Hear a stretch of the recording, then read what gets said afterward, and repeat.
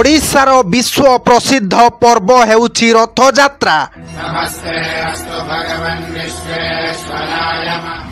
काहिंकी प्रभु श्री जगन्नाथ 9 दिन पई सिंहासन छाड़ी बाहुड़ी आसंती माउसी बाड़ी को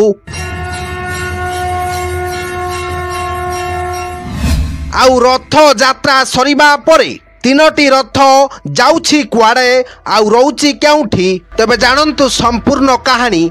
किंतु ता पूर्वरु जदि आपण माने एजे हम चैनल को सब्सक्राइब करनांती ताहले एबे ही सब्सक्राइब करी पाखर थिबा बेल आइकन को दबाई ऑल ओवर क्लिक कर दियंतु। दर्शक बंधु ओडिशार विश्व प्रसिद्ध पर्व हेउछि रथ यात्रा।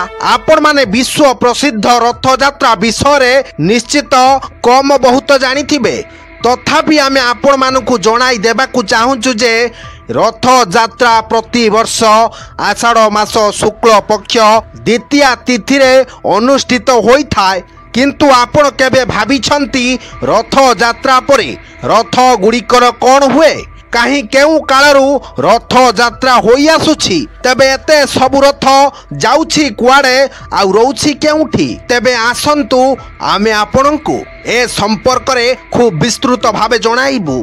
तेबे दर्शक बंधु तीनोटी रथर निर्माण कार्य अख तृतीया ठारू आरंभ होइथाय। प्राय 2 मास अक्लांत परिश्रम परे रथ निर्माण कार्य शेष होइथाय एवं रथ निर्माण कार्य प्रति वर्ष निर्दिष्ट नीति नियम रे अनुष्ठित होइथाय एवं सेई रथ यात्रा दिन प्रभु श्री जगन्नाथ भाई बलभद्र व भौणी देवी सुभद्रा तीनोटी सुसज्जित रथ रे विजय करी गुंडीचा मंदिर को जाई थांती। गुंडीचा हेउछंती श्रीमंदिर निर्माण करिथिबा राजा इंद्रद्युम्नंकर पत्नी। राजा इंद्रद्युम्न जेतेबेले श्रीमंदिर निर्माण करिथिले सेतेबेले प्रभु श्री जगन्नाथ माउसी गुंडीचांकु प्रतिश्रुति देइथिले कि प्रति वर्ष रथ यात्रा दिन से निज भक्त मानंकु दर्शन देवा सहित तांक घर को बुली आसिबे। सेई दिन ठारू प्रति वर्ष रथ यात्रा रे 3 ठाकुर माउसी माँ मंदिर को आसी सेठारे 9 दिन धरी रही दशमी दिन माउसी को पोड़ पिठा खाई पुणी बड़ देउल को फेरी जाती। आउ तापरे परंपरा अनुसारे पूजा विधि करी पुणी 3 ठाकुर को रत्न सिंहासन को निया जाई थाए। आउ तापरे आरंभ हुए रथ भंगा कार्यक्रम। प्रथमे भंगा होइथा देवी सुभद्रांक रथ तापरे प्रभु बलभद्रंक तालध्वज रथ व शेषरे जगन्नाथंक नंदी घोष रथ को भंगा जाई थाए। ए कार्य पाखापाखि 12 दिन धरी चले। केवल श्रीमंदिर भोई सेवक माने ही एई कार्य को संपादन करि थांती।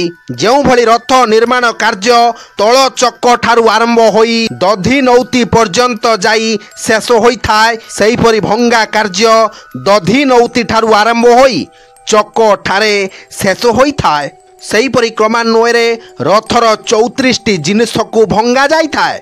प्रति वर्ष रथर भंगा जाइथिबा जिनिस को भक्त मानंकु गुंडीचा मंदिर पाखकु नै भक्त मानंक मध्यरे निलाम करा जाई थाए। एहा सह रथरु बाहरी थिबा अवशिष्ट काठ को श्रीमंदिर रोषेई शाला को नै रंधन कार्य पई लगा जाई थाए एवं रथर अन्य अंश जगन्नाथ पल्लव मठरे रखा जाई थाए। तेबे दर्शक बंधु एबे आपण जानिले तो एते सबु रथ जाउछि कुआड़े आ रहउछि केउठी।